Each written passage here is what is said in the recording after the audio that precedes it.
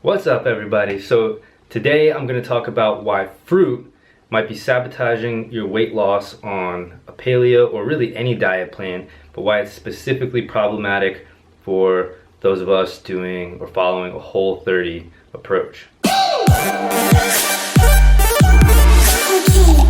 Okay, so first of all, I'm not saying that fruit's bad for you. I'm not saying that it's evil. I'm not even saying that you shouldn't eat it. Banana. Depending on your activity levels and your nutrition plan, there's probably a place for fruit in your diet, but you have to be careful, and here is why.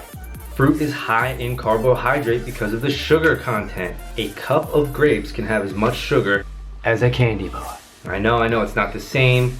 Fruit's gonna have some fiber, it's gonna have micronutrients, vitamins that are good for you that a candy bar is not gonna have. I'm not denying that. The point is, fruit contains sugar, glucose and fructose, and too much of either one is a problem. So let me break it down with a little bit of science. This will only take a second, but I think it will help make everything make a little bit more sense. So first of all, we have glucose. Now glucose is easily metabolized by the cells for energy. You consume it, whether that's fruit, bread, pasta, a candy bar, it enters the bloodstream and it triggers your body to produce a hormone called insulin. Now, insulin helps store this glucose primarily in the muscles in its stored form, which we call glycogen. Okay, there stays in your muscles until you can use it later for energy. It's when you do strenuous activity, sprinting, lifting heavy shit, climbing things. Now, if you haven't been doing anything physically demanding, I see you sitting on that couch. Your glycogen stores are probably already full, and your body's going to recognize that sugar in your bloodstream as excess energy, and it will be stored as fat. So now we have the second type of sugar found in fruit, fructose. Fructose, on the other hand, has a very different metabolic pathway. Before it can be released into the bloodstream and be processed into glycogen, it has to go through the liver. However, the liver can only hold about 60 grams of glycogen at a time. So if it's full, any excess will be released into the bloodstream as triglycerides, fatty acids, and then stored as fat.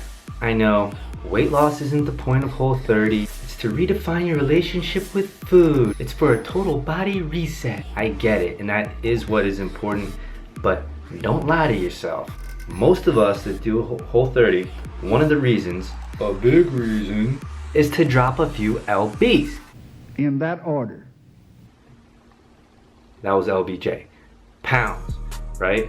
So I understand the point of Whole30 isn't weight loss, I get it, but I think we'd be fooling ourselves if we said that it wasn't something that we're aiming to achieve by cleaning up our nutrition and following this Whole30 protocol. So yes, Whole30 includes fruit as part of the program, and there isn't really a limit on how much you can or you should eat, but they recommend 2 servings per day.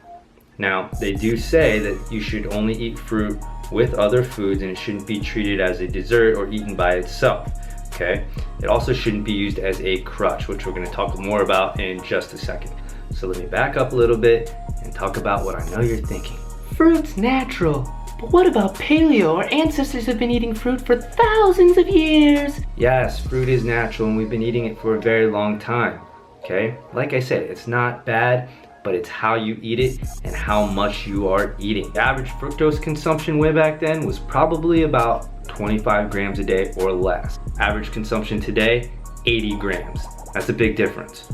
So keep in mind, if you're aiming to stay under that 25 grams a day, which would be considered healthy, just one handful of blueberries has about 10 grams of fructose in it, so you're probably consuming a lot more fructose than you think you are. Now, obviously, if you're physically active, you can consume more without having any deleterious effects on your body or your weight. But why in the beginning of the video did I say that fruit could be particularly problematic for Whole30ers? If you're on Whole30, fruit and fructose aren't going to affect you in a different manner than somebody eating paleo or any other diet plan, nutrition plan.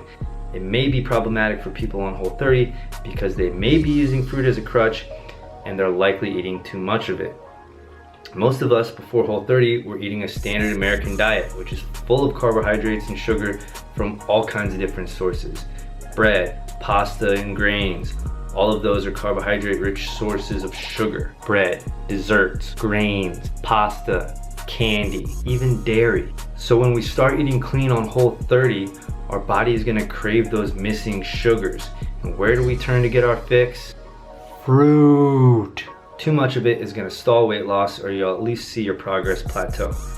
So the bottom line, fruit, like anything else, can make you fat if you have too much of it. It's not inherently bad, and in most cases it's good for you. Just be mindful of your consumption and don't think that just because it's got vitamins and it is healthy that it can't have a negative effect. One thing you definitely want to stay away from is juicing.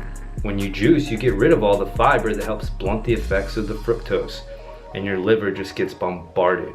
So stay away from overconsumption, juicing, and obviously any artificial fructose, which is not Whole30 approved, like high fructose corn syrup. Some things to keep in mind might be to eat fruit that has less fructose in it.